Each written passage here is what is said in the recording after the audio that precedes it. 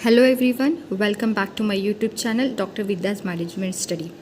अगर आप चैनल पे पहली बार आए हो तो चैनल को सब्सक्राइब करो ताकि आगे आने वाली वीडियोस आप तक पहुंच जाएंगे। So today we are going to see the job analysis. इसमें we are going to cover the meaning, objective and process of job analysis. So let's begin with the today's session. So first of all will see what is mean by job. तो job क्या होता है? Job is nothing but the piece और the task of your work जिसके लिए आपको pay मिलता है, right? The work and the task which is from where you are getting a pay. The specific task which is done as the part of routine, जो आप routine काम करते हो, स्पेसिफिक काम करते हो आपके ऑक्यूपेशन में, और उससे उसके रिलेटेड आपको एक स्पेसिफिक अमाउंट मिलती है, कुछ सैलरी मिलती है, वेजेस मिलते हैं, that is what your job.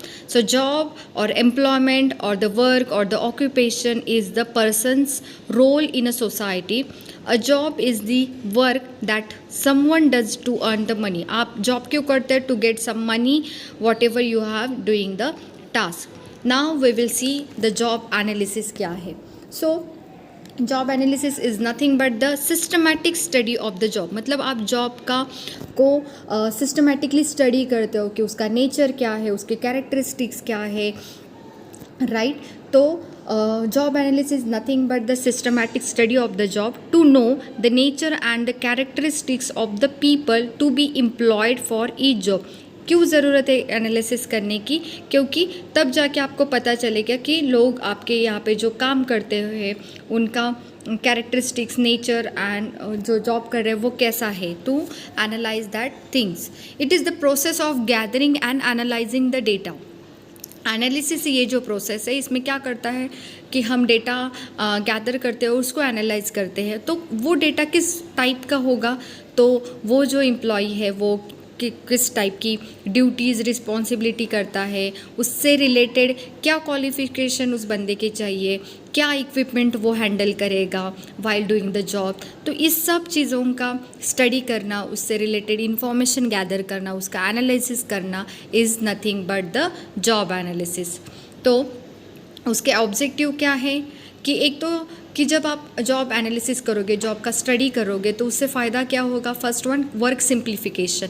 मतलब जो भी कॉम्प्लेक्स जॉब है उसको सिंप्लीफाइड कर दो, डिस्ट्रीब्यूट कर दो उस टास्क को अमंग द एम्प्लॉयज़. मान लो कि एक काम, एक बड़ा काम है, प्रोसेस बहुत बड़ी है और एक ही बंदा काम कर रहा है, तो इंस्टेड ऑफ दैट आप स्प्लिट आउट करो उस काम को. वो सपोज़ 2 स्टेप्स ये बंदा करेगा, 3 and 4 कोई और करेगा.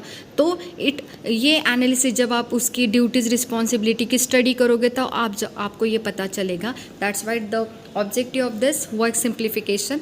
The next one is establishment of your work standards. So you have to compare जो डिज़ायर्ड परफॉर्मेंस क्या चाहिए. तो वो जब आप स्टडी करोगे जॉब डिस्क्रिप्शन एंड स्पेसिफिकेशन, वैसे जॉब डिस्क्रिप्शन एंड स्पेसिफिकेशन पे मेरा अलग सा एक वीडियो है, फिर भी यहाँ पे मैं बताती हूँ कि job description is nothing but the description about your job.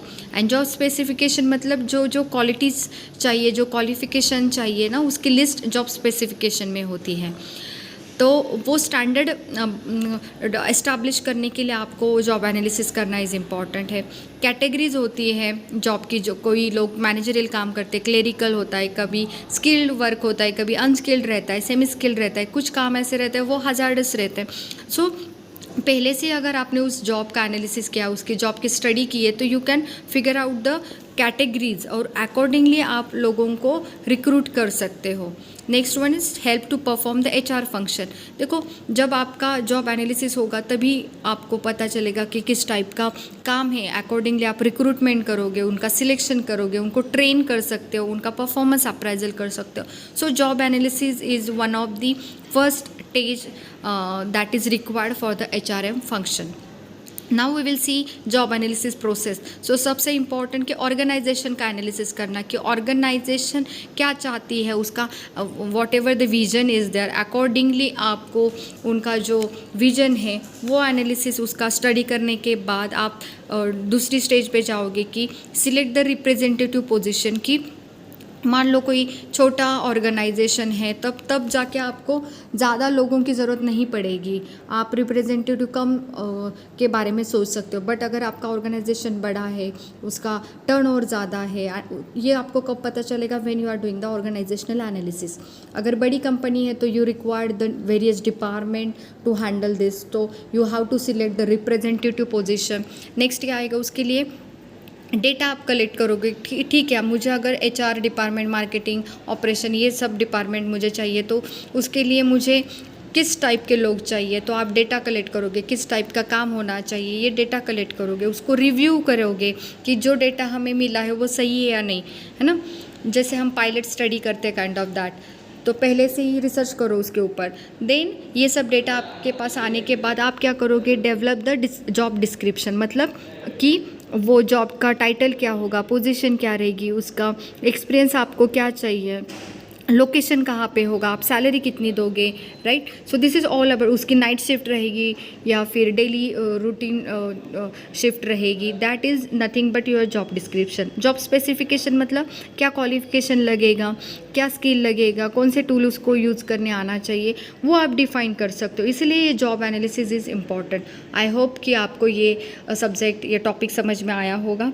Thank you so much. Next session में मिलते हैं with the job description and job specification. Bye.